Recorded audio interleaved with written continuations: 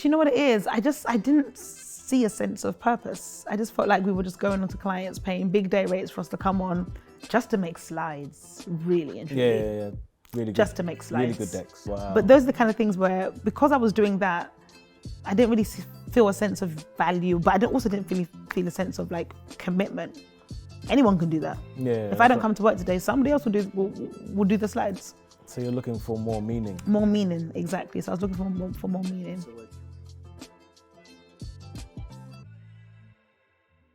University goes well. You did a placement though, you said, right? Yeah, I did a placement. So I did a banking internship at Nomura, and I think it was 2010. So they had just been taken over by Lehman Brothers. They had just taken over Lehman Brothers, and it was a really weird kind of hybrid culture of people who kind of did and didn't want to be there. So that was a really interesting experience. I had a great line manager actually, someone called Luka Gakic. And if you Google him, he came to this country as a refugee, did some great stuff, like super, super smart. And I recently reconnected with him on LinkedIn last year. So that was probably the best part of my experience working for him. Awesome. And then you graduate. Do you decide to do a master's or do you go straight to work? No, I mean, after the undergrad, I said I probably won't study again. So my sister, she did the ACA. My other brother did the CFA and all these qualifications and stuff. And I'm just like, thank God I'm in a career where I don't have to do all that perpetual study because, yeah, it's not a bit of me. Excellent. So first job, how'd you get it? How'd you apply for it? First job was Accenture. So I actually did a grad internship. So for me, I really wanted to work in banking, really wanted the blacked out TT. But then you didn't like Nomura. Didn't like it, exactly. So I didn't like it. And actually at the time that I was at Nomura, I actually also got an offer for Goldman Sachs, but I was at Nomura in the end. Wait. The decision was made for me, long story. So because I really wanted to do banking, got there, I didn't like it, I was less inclined to go through a grad job. So I went for a graduate internship because I didn't want to commit. After trying, because I literally thought I was going to be a banker for the rest of my life. Even though you didn't like it? Yeah, but I was just like, it wasn't a bit of me. So because of that, I was scarred. So I said, let me just do internships to try it out. So at the time, Accenture had this internship called, the graduate internship called the Navigator Program. They don't have it anymore. So I did that, and I did that for 3 months. It was a moment in time. And then I did the internship, then I got the offer. So then they gave me an offer to start, not that year coming, the next year. So I had a year off and I was just like traveling abroad and doing like charity work. But then joined Accenture full time. And yes, I was there for 2 years. Really enjoyed it, working on a myriad of clients, doing different work. It's hilarious though. In banking though? Some banking clients, some telecom clients. But this was the first time I got to really stretch my capabilities. So I did projects around change management, business transformation. I did projects also around cost saving initiatives, training. And whilst I was there, I was also doing what at the time was CSR, because D&I wasn't really a thing. So I was doing a little bit of CSR work, and that's where I kind of picked up this desire to do more CSR work, which is now evolved into the world of D&I. What's CSR for those? Corporate social responsibility. Excellent. Oh yes, that's true, because that came big after 2008. Yeah, that became a really big thing, and then now it's kind of molded. It's still CSR, but it's kind of molded into D&I, and then a little bit around ESG, that whole economic sustainability governance piece. Nice. Social and governance piece. So 2 years at Accenture, you like what you do? You want to stay in the industry, like consulting? Do you know what it is? I didn't see a sense of purpose. I just felt like we were just going onto clients, paying big day rates for us to come on just to make slides, really and truly. Yeah. Really good. Just to make slides. Really good decks. Really good decks. I learned, like, I've got an insane eye for detail now. Because I worked for this guy called Dominic Burkby. We're also like LinkedIn buddies, and he like trained me to a T. Like, if there's a space in your sentence, I'll find it. If your bullet point's not evenly spaced, I will find it. He trained me to a T. Wow. But those are the kind of things where, because I was doing that, I didn't really feel a sense of value, but I also didn't really feel a sense of like commitment. Anyone can do that. Yeah. If I don't come to work today, somebody else will do the slides. So you're looking for more meaning? More meaning, exactly. So I was looking for more meaning. So where'd you go after Accenture? So after Accenture, I then actually moved into like the beginning of my D&I journey. So I actually moved into the charity sector, in a social mobility charity. And social mobility is still close to my heart. So leading some national programs there, working with commercial partners, but also working with schools, universities. And that was a really, really heavy emotional kind of role, because you're working with students from similar backgrounds to yourself, sometimes even like quote unquote worse backgrounds to yourself, and really trying to help level the playing field. But you're doing the pastoral care, the coaching, you're doing the workshops, the training, the CV stuff, the interview stuff, and you're going with them through the process of rejection. You get a job, you don't get a job. You apply for this person, you don't apply for that person. They want to drop out of university, well, you need to go to university to get the grad job, as well as working with employers around more equitable kind of processes for employers. And now one of the people we partnered with was KPMG. Now KPMG are doing great work in the social mobility space, but that was the first role after Accenture. But from Accenture to the charity, does the money go down? No, it does, yeah, it absolutely does. And I'll never work for passion again. I will never work for passion again. So when we say drop, just to give perspective, because, you know, people like to, you know, they have the moments where they're like, I want to change the world for free. No, it can't be done. And you want to live in London. No, it can't be done. What kind of drop are we talking about? Like 20K, 10K? I think it will 15. And 15K back then was the equivalent of 100K now. Yeah. After that, I said, no. So how long did you stay? I was there for just over a year. We had a change of leadership, change of CEO, change of trust. It changed, so a few people left. Because you know sometimes when you get a new leader, new vision, etc. So quite a few folks left, and I think it was good timing. What are you thinking now? Back into trying the banking thing, or what's next in your... Do you know what it is? For one whole second, I was like, maybe I just go and find money. But then I was still like, actually, I'm really enjoying what I'm doing around that social mobility stuff. So actually, but social mobility similarly wasn't really a thing people were doing. And even now, people are still not really doing it. So off the back of that, I then went to London South Bank University to do D&I work, so core, pure D&I, looking at the internal stuff. And that was really exciting, actually. It was a contract role, so I did that as a year for a contractor. Ah, come on. And I worked for a guy called Dr. Marcos, who's great. We're still in contact now. And it taught me kind of how to do D&I internally, working with HR functions, working with employee functions, but also actually doing student-related stuff. So it's interesting, that was 2016. Having conversations with some of the different educational departments around decolonizing the curriculum.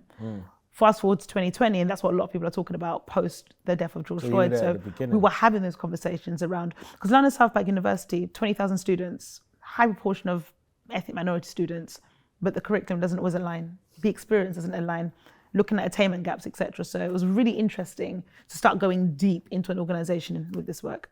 So at this point now, you're like 4 years into your career? Yes.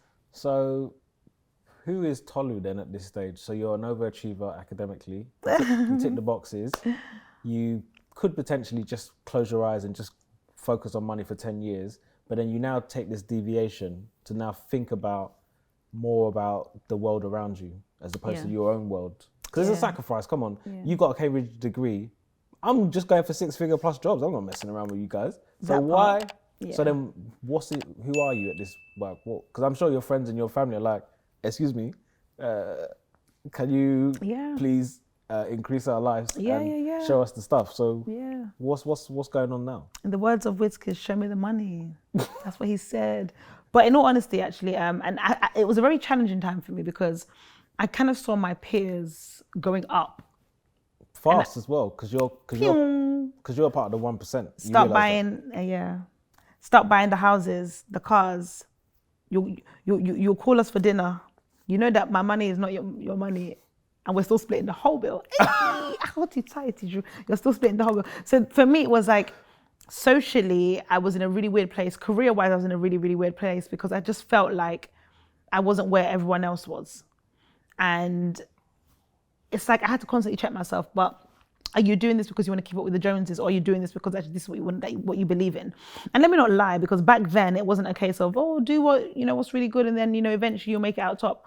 I knew that I could make it work, but I couldn't stand back and say 6 years ago I absolutely knew I would be here. I didn't, because nobody knew. This industry is so new. D&I is so new. People have only just started hiring chief diversity officers or VPs of diversity that sit on boards, So 6 years ago, I had no idea what my progression could look like. But I don't know, something in me. And as a Christian, I'll just say that maybe it was the Holy Spirit that kept me on that path without saying, okay, let me go back. And I'm a big believer that nothing, and this is actually, you can quote that, nothing that's behind me is greater than what lies ahead of me. And maybe it's pride, probably is pride, but if I leave an employer, I ain't trying to go back. Right. So that's another thing as well. It's like, if I've left, you have to keep moving forward. You can't come back and say, and I've actually had 1 or 2 employers reach back out to me, like, you interested? We've got this new role. sometimes on principle, I can't go back. Yeah, it's a Nigerian thing. It is. We can't. Don't turn back. You don't turn back. You turn to soul or whatever. In it. So. Yeah. Well, it's not that extreme, but that's the way. That's how we make it, isn't it? Okay, Yeah. cool. So you're now at the London South Bank. How long? A year on contract. Okay, and then what's next? So they actually asked me to stay. And the main reason I didn't stay, as much as I loved the role, I loved the environment, I loved the people, was I needed a bigger stretch.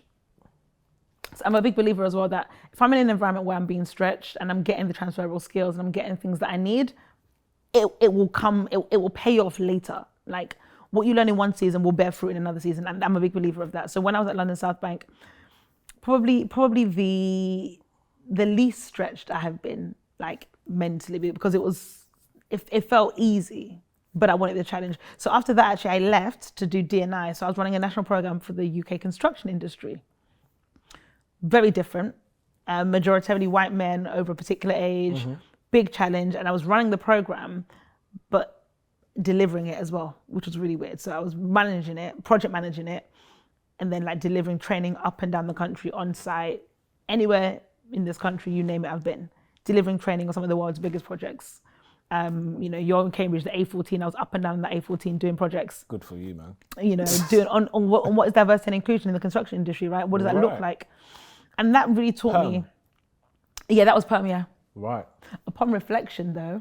Could have gone on contract. I mean, because. Yeah, it's true. Exactly. So, and that was another thing actually. And I was also a little bit scared of contracting. I was like, because, let me just take a job because it's permanent right now, blah, blah, blah, that kind of stuff. But that job was like, it was life-changing for me in the sense because it taught me how to translate D&I to white men. Right. Because you've got a fantastic example. And whether you like it or not, yeah.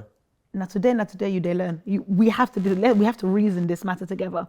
And because when I was working in corporates, people would oftentimes just put on the, yeah, absolutely, it's the right thing to do. We want a more equitable and inclusive workforce. But behind closed doors, what do you really think? In construction, they'll tell you. Up front, to your face. So it gave me the tools that actually I don't think a lot of D&I professionals have. They know how to speak to minorities, they know how to speak to boards, but you don't have to speak to actual white men in particular, who see themselves as being pushed out of industry, who are threatened by the desire to bring new people in, who some white men themselves will openly speak to me behind closed doors. They suffer with imposter syndrome, they're covering. Especially white men from socially mobile backgrounds, they didn't go to university. So actually when they go higher up in their career, they still feel like they don't fit because everyone else in their board is educated, distinct. These are the conversations that I really got to go into, which not a lot of D&I professionals can really speak to. How do you translate D&I to a white man? Many people can't do that, not successfully. Yeah, because you're not speaking to your issue Yeah. that you have. You're actually speaking to the people that are on the other side, i.e. the targets, but you're not even talking about the elite. You're just talking about the general. The general. Yeah, because that gives you the breadth and the depth. Yeah. Well, this is also, looking back, these little experiences that are now making this, like, I would say, like a powerhouse of a person that's now able to do what you do at AWS. Most definitely. And I think that's also, and I started to be a bit more strategic in the choices that I was making. So actually, when I was in the university sector, other universities approached me, but actually I wanted to get a breadth of experience across sectors. That was my thing. And that's actually how I actually ended up at AWS, because I wanted to, I think there's something about doing this work, but in different sectors and with different kinds of people that adds to the richness of what it is that you offer. Some people will just do D&I just in finance, but then that means you're having a very limited conversation. So actually I was very intentional about looking for industries that I find exciting. I love the construction industry. I love the built environment. I love the fact we're sitting in a building that's so many floors up and there's so much structural design, engineering design. There was a fit out that was done. I love all of it, right? So for me, it was also an opportunity to learn about the industry. And to meet some great people. I've still got great stakeholders from that industry that I still speak to now. But it was about being very intentional about the kinds of work that I do and the kinds of topics that I focus on to also arm my skill set. I'm one person. I'm a black woman. I can't speak to what it's like to be a gay woman or a trans man or what it's like to be a refugee or whatever, but I can meet people who are and I can learn from them and I can use that to enrich the kind of work that I do. So you stayed at the construction company for how long? Just under 2 years actually. Because my new role became available, and it was too exciting to turn down. What's the new role? That was at Sainsbury's, and so that was a role specifically for race and religion. Oh wow. And nobody was talking. And back then, nobody was really talking When you about say race. what do you mean? What's the job title? D&I manager focus, and within the team actually, so Sainsbury's, they had somebody looking after gender and disability, someone looking after age and carers and LGBT, and they needed somebody to look after race and religion. So just those two areas. So it allowed me to go super laser focused. And as a black woman, I absolutely wanted to talk about race because I wanted to also influence customers. But why Sainsbury's? Because is that Sainsbury's looking internally, or is that stakeholders as well, external? So initially the role was just internal.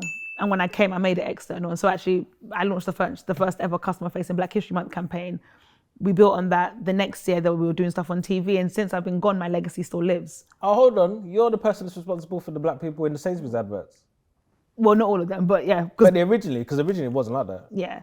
And actually the marketing team, let me not take the credit. The marketing team worked on that, but I was also part of the consultative process on that, right? Right. And it was little things around without being kind of like whatever, but we don't want to have a purely light-skinned family. We want to have dark-skinned representation. Come on, somebody. Stuff like that. Guess what? Some of us Yeah, sorry. Our chocolate melts at a higher temperature, but it melts, honey. We chocolate, so we need it. And it was having these conversations. It was looking at the kinds of products that Sainsbury's are selling, right? The kind of people you're working with, what kind of, relationships you're having with your suppliers. All of that. That wasn't my day job. My day job was just to purely look internal. But when I came to Sainsbury's, I said, this is what I want to do. Right. Got CEO buy-in, got HR buy-in, got directorship buy-in, got board buy-in. It's interesting, actually. Prior to the death of George Floyd, probably at 6 weeks prior, I had launched a Let's Talk About Race session. And I delivered it first to HR. We were going to start delivering it bit by bit. Then George Floyd died, and then we had to talk about race. And even now that I'm gone, they're still talking about all the stuff that I did is still there. And they're still launching it, it's still being delivered. So it was a great role because it allowed me to focus on my passion. Which is? Black people. Brilliant. But it was broader than just black. It was ethnic minorities. But ultimately, yeah, bridging that gap and just doing everything. So some people used to call me the fairy black godmother at Sainsbury's. Anything that you saw externally facing, whether it was a message, it was a play, whatever, most roads lead back to me. So what is the mindset then going into an organization and bringing that level of change and influence? Was that your intention to go and blow it out of the park? Yeah, and that's it for me. I think I'm now at a stage in my career. I know I've got the basics, and I know I can add value, and I know I can also be selective. So actually, it's not just are you hiring? It's actually what can I get from this, because I'm building a portfolio. So it's being able to tell a story that says, well, when I was here, I did this. And so for me at Sainsbury's, it wasn't just about, come in and look at what we're doing internally. It was actually, you're a big UK brand. It wasn't just for Sainsbury's, it was for Argos as well, Habitat, all of the brands that sit underneath the Sainsbury's group. There's an opportunity to have a multiple impact. So this isn't just a role for me to do one thing, it's actually to have a bigger impact and to be strategic about it as well. So how did you learn how to get CEO buy-in? How do you even get to present to the board? How does that work? I actually had so the thing is, excellence does speak. Sometimes I think we overdo the whole concept of black excellence, because why do I have to be excellent? Why can't I be mediocre like everyone else? But excellence does speak. And so it was, I remember when I first joined, people said, oh, you'll never get this done. And I got it done. And everyone's like, oh, wow. And you know how your name would just start to ring out. And so actually I got some really good buy-in, great stakeholder support. And then actually that's how my link came in. Actually, the time I joined, we had a previous CEO, Mike Coop, and I got to present my whole Black History Month plan to him, our HR director and our group HR board member. And he loved it. Then we got a new CEO, Simon, who was also in the group, but looked after retail. And then Simon became like a mentor to me. He was also the sponsor for Race. So we had that natural relationship anyway. Oh, so he was already bought in? Bought in. Buying. On that journey. Oh, okay, got you. But he was our sponsor. And then on top of that, it was also then because people loved the stuff I was doing internally, they were like, okay, well, do some stuff with the PLC board as well. So everything just started to grow, but it was based on results, not talk. People said, okay, she can do this, she's done it, let's talk about it. And then how do you feel presenting to this level of people now?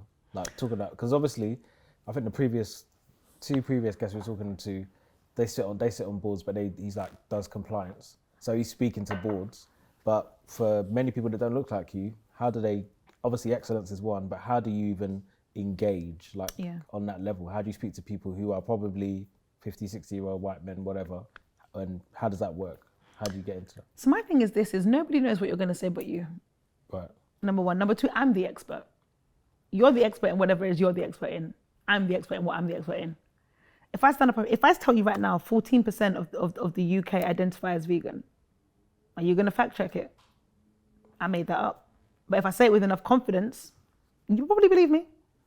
And then I stand on a stage and I do hand actions. You probably believe me. Did you know that 14% of the UK identify as vegans and only 12% actually eat meat or whatever? I could say what I like to some extent, right? Yeah. And I use that to calm myself down. I'm the expert. You pay me. And I used to say this at Sainsbury's all the time. I'm the only person in this entire organization of 180,000 people that's paid specifically to do this work. So I'm the expert. And to some extent, you have to yield and concede, right? So I use that to calm me down. So when I'm speaking to boards, it doesn't matter who you are, I'm the expert. I'm paid to do this. I've got a track record. I've got receipts. I've got invoices that prove that I am the person that can do this. If we're talking about what you're the expert in, yeah, I'm going to be shaking like jelly because I don't really know what you do, but I'm the expert. And that's how I calm myself down. So when you're talking to some of these people, it's interesting actually because you always notice the microaggressions. Oh, that was really articulate. Why, you didn't think I could be articulate, for instance? And it's those things. Yeah. And for me, it's always that teetering edge of I don't have to overprove myself, but at the same time, I want to leave a good impression for the next black woman that comes in front of you and you treat her with respect. And you be like, oh, Tolly was really good. And I met this black woman once. Oh, she was really good at da-da-da-da. And you apply that to someone else. So it's that balance between confidence, not cockiness, but it's that confidence, but also that balance with the humility and knowing that actually every step that you take, you should be leaving a good footprint for the next generation or someone else, not even generational, someone else coming up behind you. But yeah, so I calm myself down because I'm the expert in this room. Brilliant.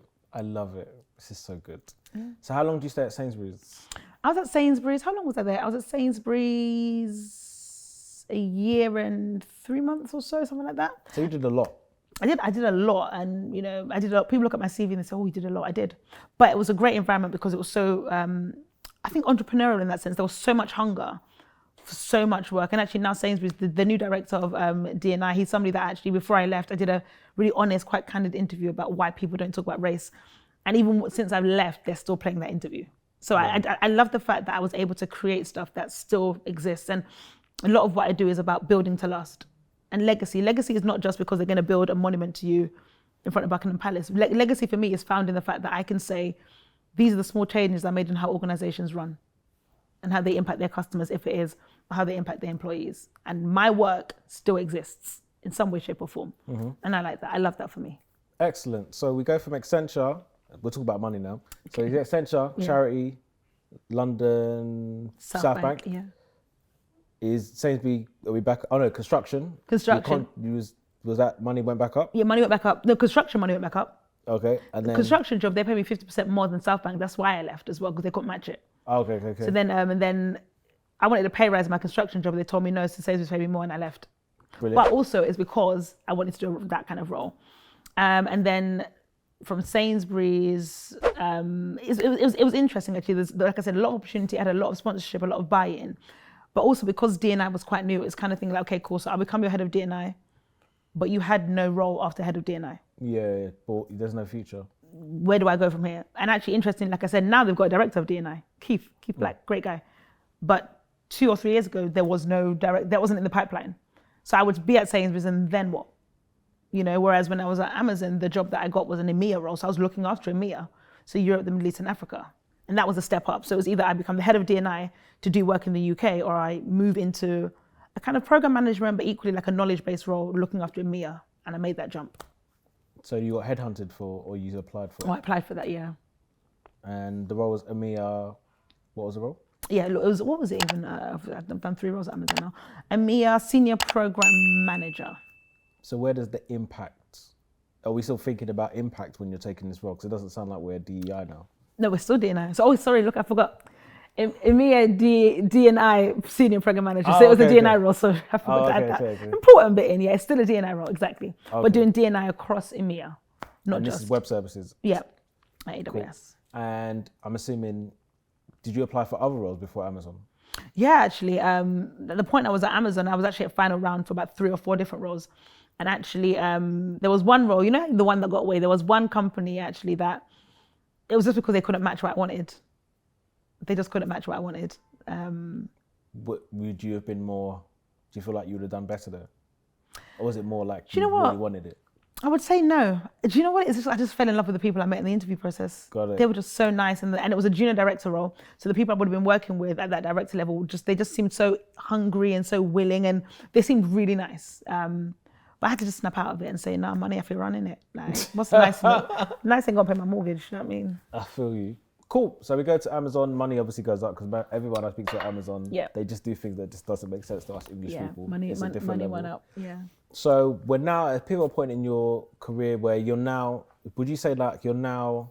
Because obviously you're young, right? We're not saying that you're 50 or whatever, but you've done a lot of stuff in a short space of time. Yeah. So how is Tolu at this stage coming into Amazon feeling about herself? Are you feeling like I've done stuff, I'm recognized, I'm confident, and also that there's a space for me? Yeah. And actually, whenever like I said, I'm quite strategic about the kinds of industries or employers I move into. And so when I moved into Amazon, I'll be very honest, I kind of didn't really know what AWS was. So I kind of... Many people don't worry. I mean, I kind of thought I would still be working on like the consumer side. So when I came in, I was like, oh, customers, similar to my Sainsbury's role. Wasn't the case. But I still wanted to do customer work because I still believe that the next frontier of D&I work is external facing. Because for the most part, we all know what we need to do. Pay people fairly, don't be mean, be nice, have employee networks, do some nice events, mentor people, sponsor people, make sure you have representative. We know all of that. Like, we know. And I think the next frontier is community work. It's customer work or your client facing work, your supplier facing work. That's the next frontier. That's the sexy work. That's what I want to be doing. So even when I joined AWS, that's how I ended up in this role. I started doing some work on the side, like, one or two customers will say, we want to learn more about D&I. I'll say, okay, cool, let's talk, and started to have those small conversations on the side. Because that's what I wanted, but that wasn't available when I first joined. So I was doing it side of desk. So why did you think that Amazon could do that? Because if Amazon can't do it, who can? Right? Yeah, true. And for Amazon, actually, we've got all these leadership principles, and customer obsession is like the heart of Amazon. Everything's about customers. It doesn't matter which business you work in, Alexa, devices, you can work for transport, you can work in Amazon Freight, cargo, AWS, consumer, everything comes back down to your customers, everything. And so if I want to do a customer facing D&I role, we're better than to do it in a customer obsessed, not centric, obsessed business, where everything is about pleasing and delighting your customer. Why wouldn't I then want to do D&I for customers when there's so much emphasis on that? So you almost created your own role? More or less. And so for instance, and actually, no, let me not take all the credit. So we had a really great, a black woman actually, director who was looking after our sales and marketing business where my role fits into, still under HR but sales and marketing. And she actually hired someone to do this work who was primarily focused on America, but we didn't have anybody based outside of America doing this work. And so part of the conversation and discussion was around, can I do this work? Please, now, thank you. Basically, and it was basically that because actually I was in a role that I was steadily outgrowing. And so when I came in looking after EMEA, I was also a business partner. They made me a business partner to the commercial sales business, which is where the customer line came in. But I was like, right now I'm in maintenance mode. I don't do well in maintenance mode. The value you get, and I say this to people all the time when we do interviews, the value you get from me is how I think, the strategic stuff, the creation. I don't do well in maintenance mode. I lose my edge, I lose my fire just to be maintaining. That's not me. So you don't tick boxes? I don't tick boxes. I create, I originate, I build, I can hand over.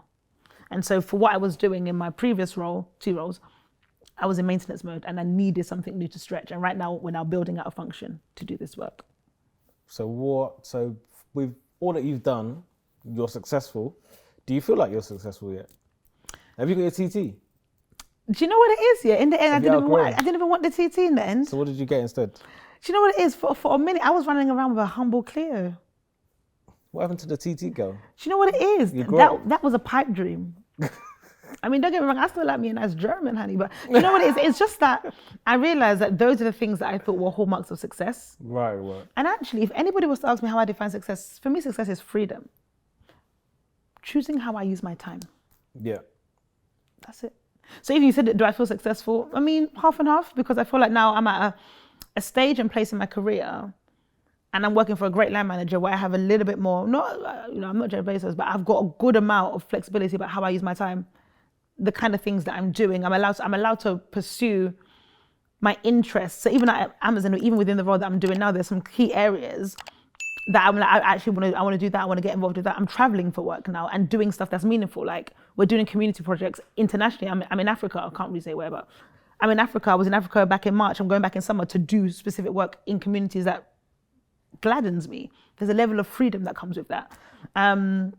So I think that will be my definition of success in that sense. I do feel successful because I feel like I've got more control over my time. I feel successful in the sense that I feel like, quote unquote, other people can see what I'm capable of because I've got tangible fruit, I've got results.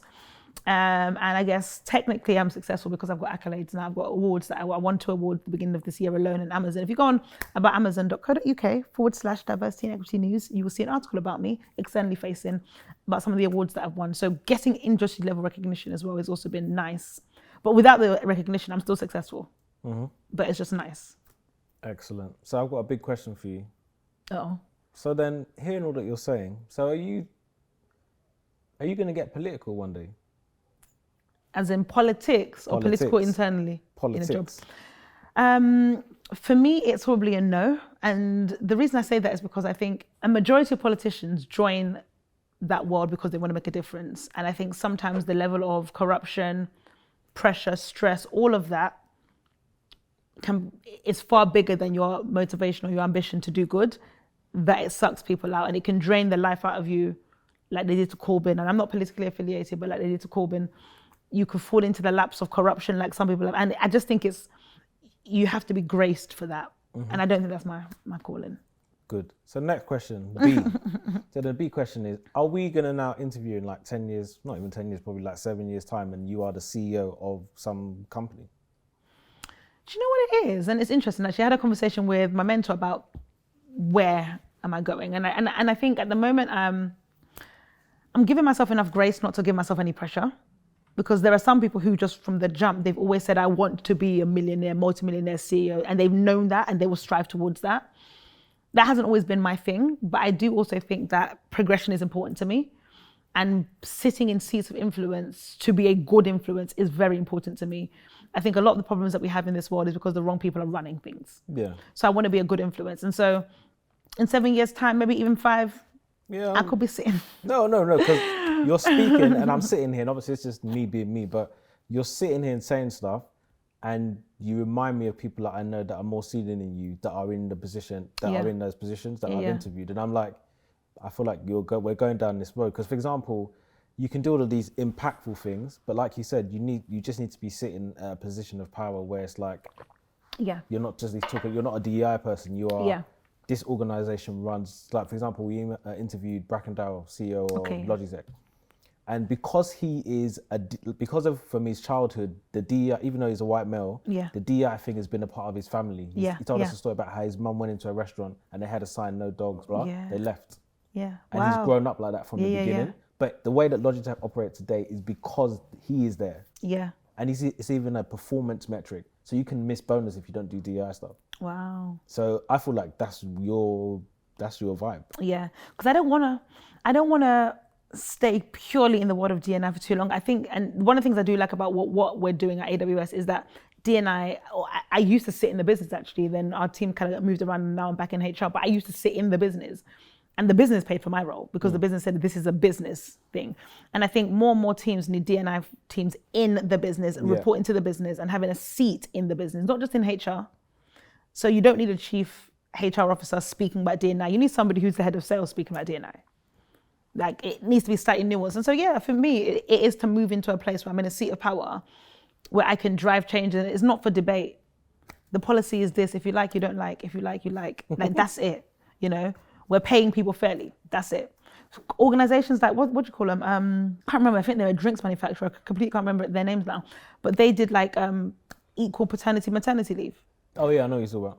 Just the decision was made. That's what we're doing. We're giving people, I think it was even like 6 months, 9 months, something like that. Men can take up to 9 months paternity leave paid if they want, or whatever it was. That was the decision that was made. No one was lobbying, and maybe D&I were lobbying internally, but somebody had the enough influence to just say, this is the decision that's being made. So I do want to get to that point. Excellent. we could talk for a long amount of time, but I know we have to stop. Yeah. But it's a pleasure hearing your story, and it's inspiring to many. We're excited about what's about to come. I feel like something is cooking, but I know you can't tell me. Let it cook. But Let I know it it's cook. cooking. Let it cook. But no, it was a pleasure hearing your story, and we look forward to all the great things you've done. Thanks for coming on the show. Thank you for having me. Forward thinking.